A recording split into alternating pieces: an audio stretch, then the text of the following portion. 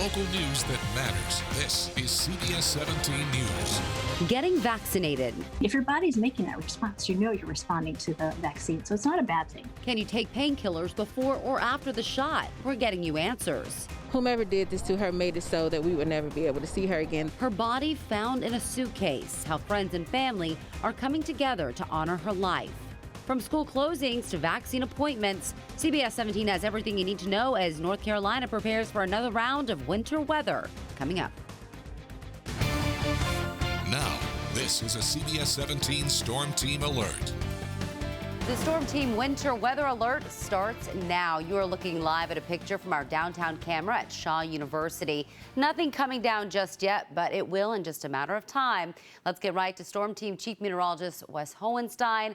Wes, when can we expect to start seeing stuff? In the next several hours. And Angela, our third weather event of the last 7 days will be our biggest. And again, tonight we are dry, but as you can see, rain, freezing rain, and a few other things have started to enter the western part of our state. For us, it's mainly a heavy rain and a freezing rain event. There might be a little bit of sleet when things start off, but temperatures tonight are still in the 40s and in the upper 30s. And you may think to yourself, well, that's way too warm for anything freezing to happen tomorrow morning. Two things are going to happen. One, temperatures will continue to slowly fall like they normally would, but our very dry atmosphere will evaporate the first 30 minutes of so or rain that falls. That will drastically cool the temperatures, bring us down to or just below freezing, and prompt the freezing rain tomorrow morning. So here's what you can expect for the morning commute. Temperatures near freezing, wind chills in the 20s, so you'll want to bundle up, but rain and widespread freezing rain will be around, especially north of the Triangle. Some roads could be icy, most all others will be wet. I'll take you through the whole day, hour by hour, and show you what exactly to expect and show you the updated freezing rain totals in less than 15 minutes. Governor Cooper already issued a state of emergency. 175 crews from Florida already headed to the Carolinas in case of a massive power outage. Now, as we prepare for those possible power outages because of those icy conditions, NCDOT crews are working on the roads. Transportation crews poured more than 30,000 gallons of brine on main roads all across the state. People in Person County bracing for another round of bad weather tonight, even as some are still cleaning up from last weekend's ice storm. Several front yards in Person County are still covered in tree limbs. Thousands lost power over the weekend. Some just got their power back on last night. People in Roxborough spent today getting their generators and stocking up on food just in case they lose power again. They just have one day before this next storm comes. We love the people in this neighborhood and community, and so therefore we want to serve them, and it does bring us great joy. Now, most people in Roxborough have their power back on tonight. Spectrum crews were also working to get internet and cable turned back on for people who live there. Now, people in Vance and Granville County spent tonight stocking up, trying to ensure they have enough food, water, and supplies should they lose power, hoping that they don't. CBS 17's Amy Cutler is live in Creedmoor for us tonight. Amy, generators we're hearing are in short supply. Yeah, they certainly are, Angela, and it's been a challenge for local hardware stores to keep up. That winter storm from over the weekend made quite an impression here in Creedmoor and beyond, and people wanted to make sure they were prepared. Good shot right there. A busy day at Lowe's in Henderson as people stocked up on supplies. Workers tried their best to keep up. People lining up for highly anticipated generators expected to arrive on a truck. It kept getting pushed back. We're trying to make sure we're there for our customers. I know the biggest thing is making sure they have heaters and generators. Nearby Harbor Freight sold out. These are photos I took of the empty shelves. We already have our generator. We already have plenty of food, plenty of batteries, everything like that. Florence Voss, like many in this community, not taking any chances. She lost power for most of Sunday. We used our fireplace, and we made do with that. Making sure we have candles, and he's been working on the generator today and getting it ready. We have two kids, and we'd like to stay warm. Then there are the Robertsons, still on the hunt for a generator. They were without power for several hours, but the internet outage lasted much longer. 2 toddlers, no tablets, no Dora. it wasn't fun for them. She needed a little bit more than I did. So you're lending your generator to a friend? Right. Well, that's she's very sick. nice of you. She's kind of real sick, so. Yeah, a kind action there. I also want to mention I spoke with a Creedmoor police officer and 2 local tow truck drivers. They tell me they responded to numerous accidents over the weekend. They are hoping that tonight is not like that, but they are urging people to stay off the roads if possible. Live in Creedmoor, Amy Cutler, CBS 17 News. Hopefully no power outages. Amy, thank you. Wake County is pushing back tomorrow's mass vaccination clinic at PNC Arena. Because of the weather, those appointments will be honored on Monday. The appointments set for Saturday so far are still on. Durham County also rescheduling its vaccine clinics tomorrow at the County Health Department and Southern High School. And we have school closings ahead of the winter storm. Durham, Orange, and Chatham County schools canceling all classes tomorrow. Wake County, Chapel Hill, Carrboro schools, and Lee County schools will have a remote learning day. NC State will not have any in-person classes before 11. Duke, no in-person classes before noon. And at UNC, classes are canceled. You can find the full list on CBS17.com. Of course, we know we will get more closings, so we will update that throughout the night into the morning on CBS17.com or our news app. Again, tomorrow is a Storm Team Alert Day, and now is the time to get ready. Make sure all your devices are charged just in case your power does go out. Make sure you have the latest CBS 17 News and weather apps downloaded to your phone or your tablet. That way you can stay informed about the forecast and driving conditions, even if you can't watch us on TV. Just search for CBS 17 in your app store. As snow and ice cripple parts of the United States, the CDC warns doses of the COVID-19 vaccine may be delayed because of those winter storms. Nearly 6,000 doses of the Pfizer vaccine coming from Wisconsin didn't arrive to Duke University Hospital as expected Tuesday. Duke says weather at UPS and FedEx hubs in Texas and Kentucky held up the shipment.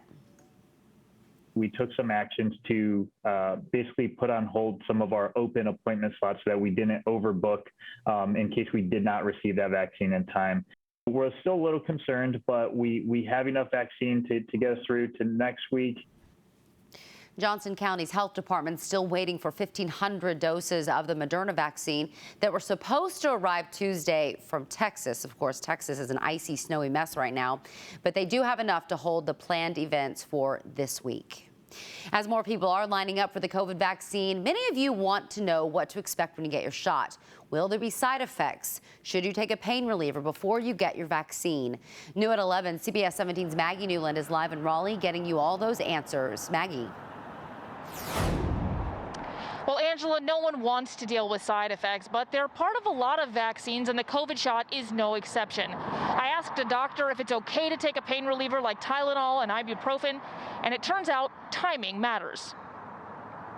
UNC doctor Anita Scaria has seen a range of side effects from the COVID vaccine, usually after the second dose. Some people will complain of fever. Some people will just feel muscle aches. You will feel the muscle pain. That, I think, is pretty common. The shot teaches your immune system to recognize the virus and fight it off. When the body senses that there's something foreign or not innate to us, it sends off a very complicated signaling system, and it recruits other tissues or cells to come help fight off that invader.